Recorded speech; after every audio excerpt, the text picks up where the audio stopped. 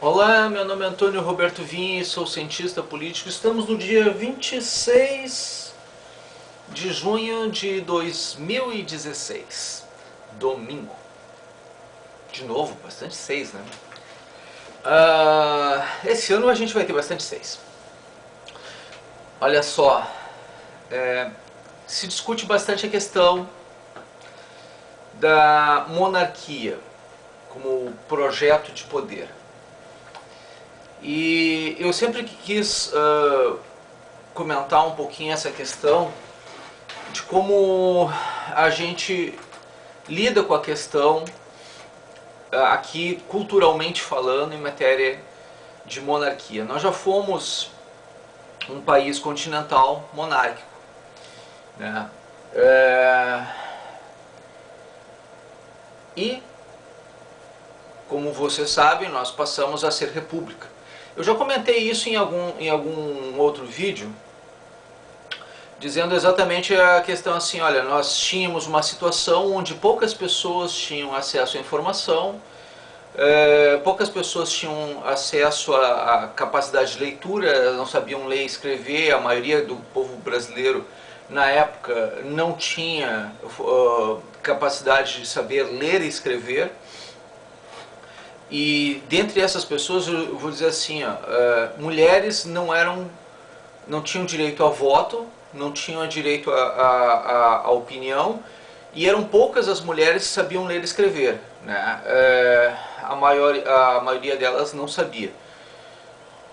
Negros e descendentes não tinham, em hipótese alguma, a capacidade de ler e escrever. Eram homens brancos, né? Libertos, a maior parte deles, né? E ainda assim uma minoria destes homens sabia ler e escrever, né?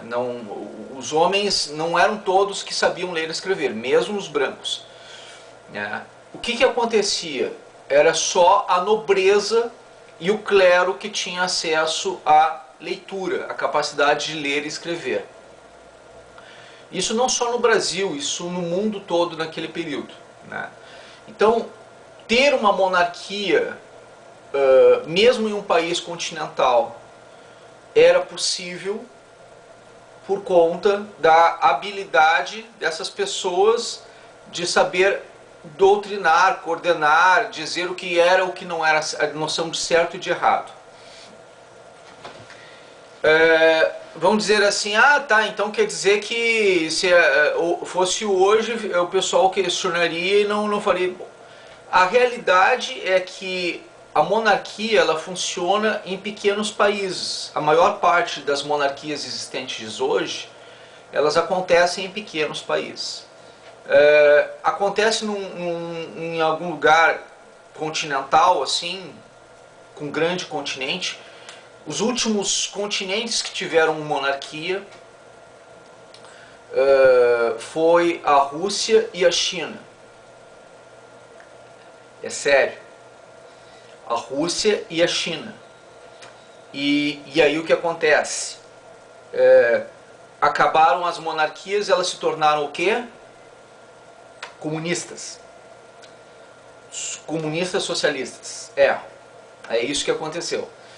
E aí há um temor exatamente que haja agora o fracionamento com essa saída da Inglaterra, da União Europeia, que haja o fracionamento das nações inglesas e uma tendência à esquerda, né, se tornarem mais voltadas à esquerda.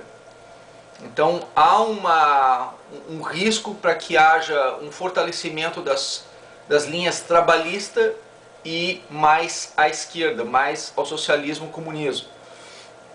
Então, dividir para conquistar. Se lembra que eu vinha falando já a respeito disso em questões de globo, de planeta, isso aqui? Pois é. Se a Inglaterra deixar de ser, se os países da Grã-Bretanha começarem a se desmembrar entre si, deixarem de participar do Reino Unido, né, o que vai acontecer? Né? Eles vão começar uma tendência mais à esquerda. E aqui no Brasil, digamos que a gente migre para o projeto continental sem um devido planejamento. Porque o que acontece? Pode acontecer que a gente se torne um sistema parlamentarista daqui a um tempo. Não é agora, não é hoje, não é amanhã, entendeu? Mas ele vai ser proposto no Congresso Nacional, porque é um modelo administrativo que facilitaria para a retirada de algum governante que não estivesse de acordo com os interesses do povo. Então a questão está sendo levantada bastante no Congresso Nacional, para não dificultar tanto e não ser tão doloroso para o nosso país o afastamento de algum governante que não estivesse de acordo com as necessidades do povo brasileiro. Bom, então se discute muito a questão do parlamentarismo. O parlamentarismo é algo que para o Brasil talvez venha a se tornar interessante, ainda mais, e eu sou favorável, ao voto distrital, não puro, misto, porque o puro ele retira direitos de grupos de categorias, né? Ele só dá direito a micro-regiões e acaba tirando o direito de representação. Já o misto, ele mantém o direito de representação coletiva e assegura a individual, que hoje nós não temos, por micro-região. Então, isso eu vou explicar num próximo vídeo. Né? Eu vou explicar a diferença entre voto distrital e distrital misto.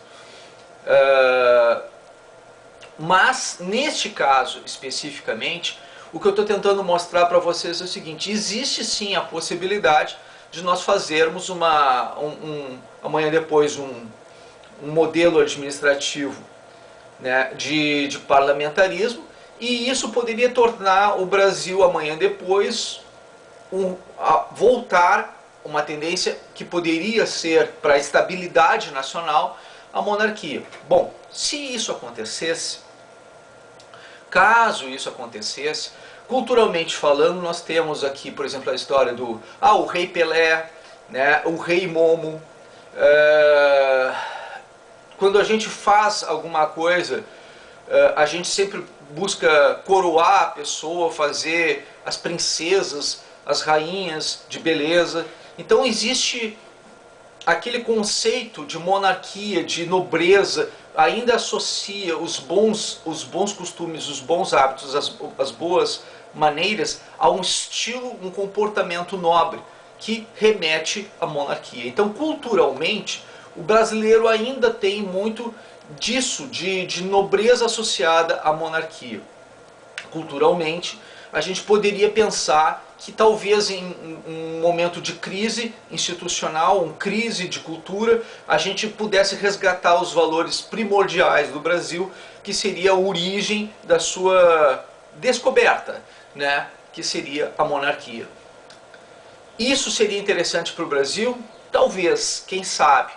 O fato é que se nós fizermos a coisa errada, pelo tamanho que o Brasil nós estaríamos abrindo uma porta, uma brecha para o retorno do comunismo e socialismo, porque nós somos um continente e porque a nossa dimensão, o nosso tamanho, torna um projeto monárquico quase que praticamente ingovernável. É preciso pensar muito bem nisso.